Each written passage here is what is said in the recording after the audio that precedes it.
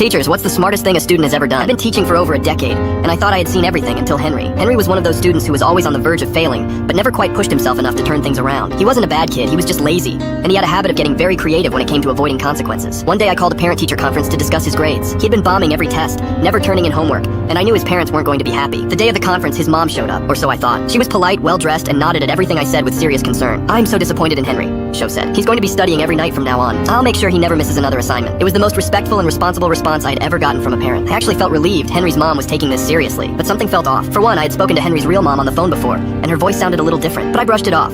Maybe she just sounded different in person. At the end of the conference, Mom shook my hand, promised me she would make sure he changes. I felt good about the meeting. Henry was finally going to turn things around, until the next morning. The school secretary called me into the office saying Henry's real mom was on the phone. I picked up, expecting her to thank me for the meeting yesterday. Instead I heard, "What meeting?" My stomach dropped. I explained that we had met yesterday, and Henry's mom immediately lost it. I didn't go to any meeting. Who was there? That's when everything clicked. Henry had hired someone to pretend to be his